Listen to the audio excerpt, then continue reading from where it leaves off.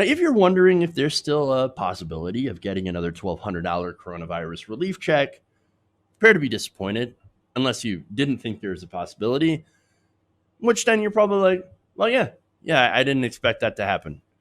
So now, according to Politico, who spoke to Senate Republicans and their aides, and those are the people, of course, holding up the second, I'm sorry, not the second, but I was going to say second coronavirus check, but there's more to this phase 4 stimulus, as we talked about, a lot of funding to the states as well. And all this other stuff that's actually included in this piece of legislation. But I'm going to focus on the $1,200 and the aid to the states, for this story.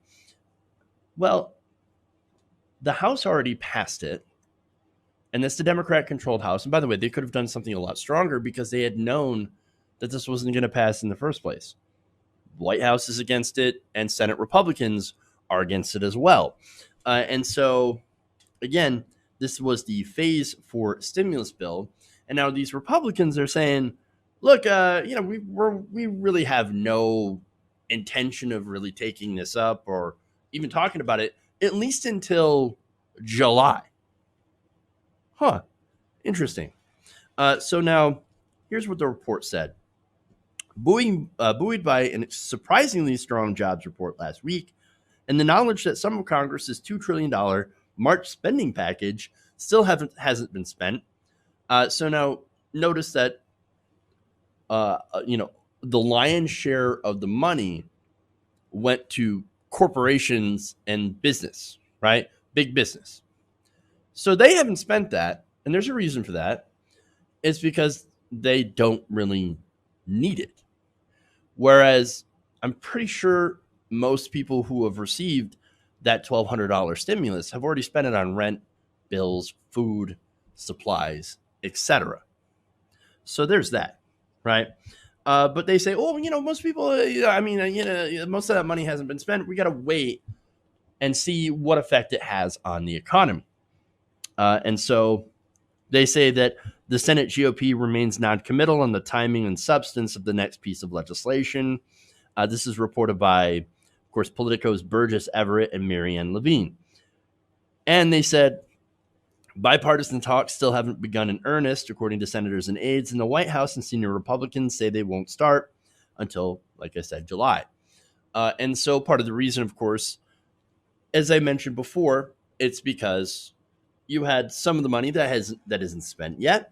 And also, look at the jobs report. We had a fantastic jobs report. In fact, unemployment is now at 13.3%. We added 2.5 million jobs.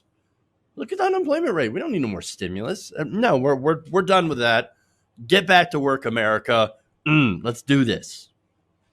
Well, here's the thing about that jobs report. Like old jobs reports, it's not exactly accurate. Okay? It doesn't tell the whole story. Buried in the report is the fact that some workers had been improperly counted as employed rather than unemployed. So now, this is a classification error. If those workers had been classified correctly, the unemployment rate in May would have been 16.4%. And look, in some months, of course, it was higher. Other months, that rate is lower. So understand, right? In fact, when the coronavirus pandemic began, the Bureau of Labor Statistics decided that anyone who wasn't working because of virus-related business closings should count as unemployed, with or without a formal layoff. But starting in March, the agency noticed that an unusual number of people were being counted as employed but absent from work, a category meant to reflect vacation, family leave, or other temporary absences. The Bureau estimates that the issue probably affected about 5 million people in May. And they said if all the potentially misclassified people had been counted as unemployed, the jobless rate would have been a point higher in March, 5 points higher in April, and 3 points higher in May. And so that has a significant effect on this. Now, that said, for clarity, the gain of 2.5 million jobs was based on a separate survey of businesses and therefore was unaffected by the classification issue. Nonetheless, when it comes to the real unemployment rate, the known as U6, right, we have near 20% unemployment. So that's really bad. The official, like I said, the official rate or the most friendly rate to whatever administration, and I'm not saying the Obama administration hasn't also used these kinds of numbers to say, hey, look at the jobs report, they're so great. Yeah, but you're not using the U6. You're using the other count, which is much more friendly. So understand that this is something that all politicians use, but it's not reflective of the reality of the unemployment here in America. And so now that said, right, all of this factors into the rate, which is already, again, not accurate. It only counts people actively on unemployment and job seeking. If you're one of the millions who are not able to get unemployment, by the way, for example, Florida has a system that is old, that's antiquated, and basically was set up to fail. The whole purpose was to make sure that as few people got unemployment benefits as possible. That's the whole freaking point. And so there are millions as a result of that, of Floridians that are not able to get their unemployment benefits. You also have terrible, a terrible system that was set up in Michigan that just doesn't have enough resources. You have this all over the country. And look, to be honest, you'd be hard pressed to find a system that could really handle the enormous wave of people across the country that had to get jobless rates because we closed down the economy as a result of coronavirus. And so be honest about this. Nobody was ready for it. And so, yes, they're not counted because they're not getting benefits. And so, again, this goes to the U6, which is near unemployment of 20%, which is disastrous. It is absolutely disastrous. So now, that said, these 2.5 million jobs, where did they come from? Why was everybody surprised about this? Well, they shouldn't have been, because this is what happens when you aggressively reopen parts of the country. Again, I mentioned, Florida, Georgia, South Carolina. A lot of these states and others have been reopening very aggressively. Brian Kemp fudged his own numbers in order to show that, oh, look at that, we've got a declining coronavirus infection rate. Therefore, we are ready to open up. Let's open up the state, back to business. Let's go. Well, when you reopen the state, obviously, you're going to force people to go back to work who are not ready to go back to work, but they don't have a choice as they can't stay on unemployment if their job basically, or their place of employment offers their job back. And so there's that. Can't get unemployment if you refuse a job. So again, those count as, hey, job creation numbers, right? And people going back to their jobs. And not to mention, there are new jobs as well. I mean, for example, a lot of service sector jobs were created as a result of coronavirus pandemic.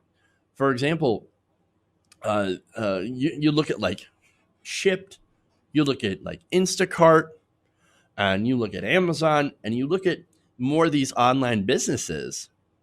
Well, they've seen a surge in employment because, these services are now used or utilized by a lot of people who, don't want to go shopping for themselves as a result of coronavirus.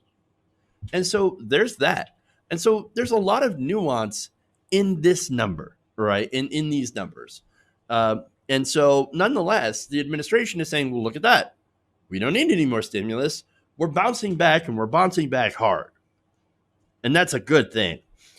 So now that means no more stimulus, even though we're not done with coronavirus, or I should say coronavirus isn't done with us. And so, but as a result, they're saying, well, that's it. We don't need more money.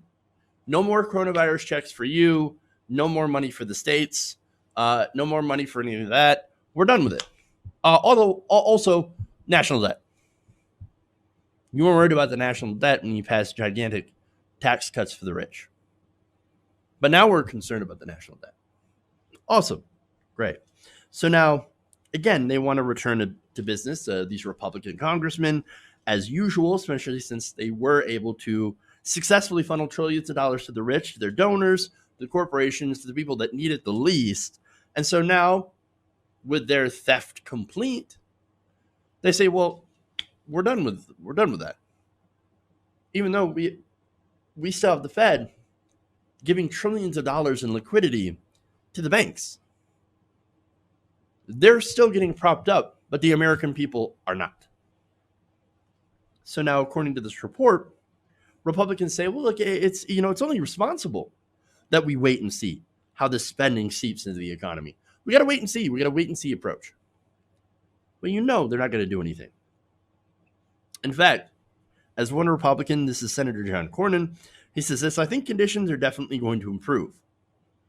We've seen the virus take down the best economy in the world, but it looks like it's pretty resilient and starting to come back. He said the jobs report surprised everybody. Again, didn't surprise me. And let's be honest, the virus didn't take down the biggest economy in the world. No, the virus, what we did is that we shut down sections of the economy to make sure to minimize infections and loss of life. And according to a report, doing so in the way that we did prevented 60 million additional cases of coronavirus from sweeping the country. So I would say fairly effective, right? As opposed to, what was it, the Swedish model, where they just let it run rampant. And even the health minister was like, I didn't think it was going to be that bad. But as I said before, coronavirus isn't done with us yet. We still are plateauing in our cases. We still have not had this reduction that we need. And so I believe the newest numbers is that we're gaining about 20,000 new cases a day. Part of that, of course, is because of increased testing, but we still don't have adequate numbers of testing. And so there are large problems here. And so we're still not meeting the basic requirements of not allowing this thing to spread. And so, and yet we're moving forward. Open it up, they say. And so not good, man. Not good. And of course, it's not going to be good for the economy as well. And that is the problem, right? So now this leads me to what Republicans were worried about in this. They said, quote, it's also a gamble. If the economic recovery isn't as strong as they predict, this is from the article, they risk being blamed by voters in November that they and President Trump didn't do enough amid a global pandemic and historic recession.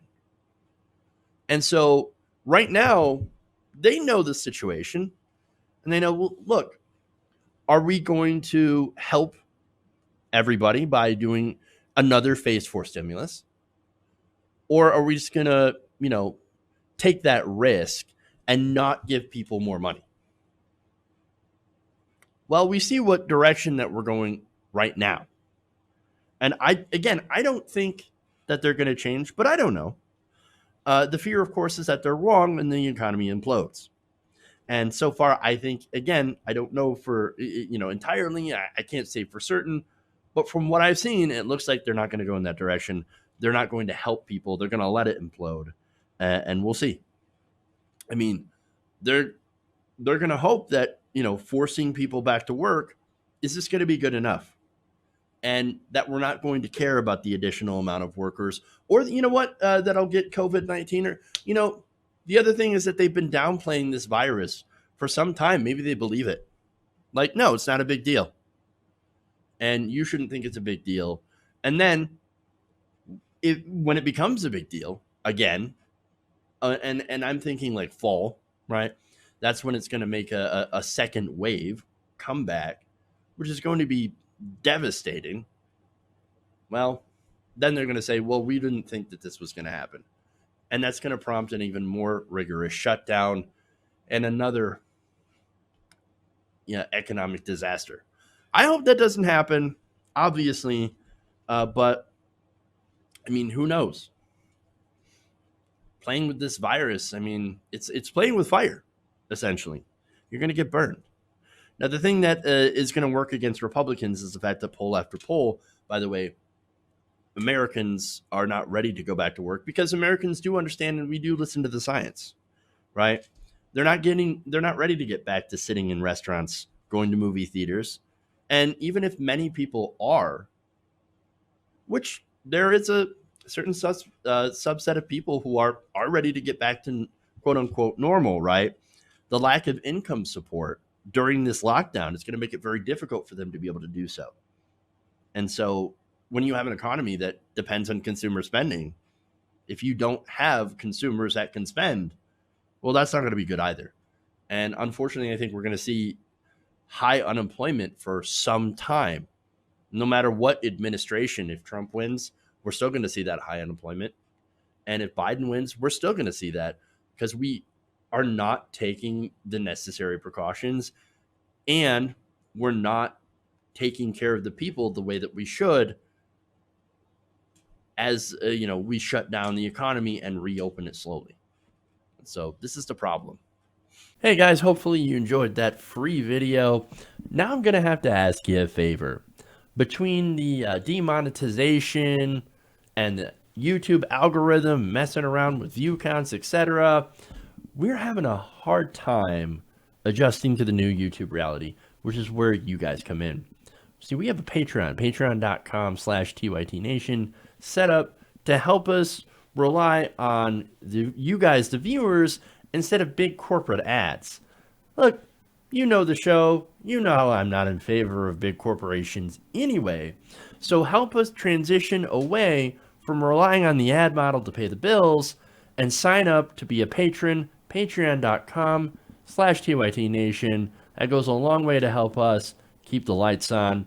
And you guys will know that you're supporting independent, progressive media.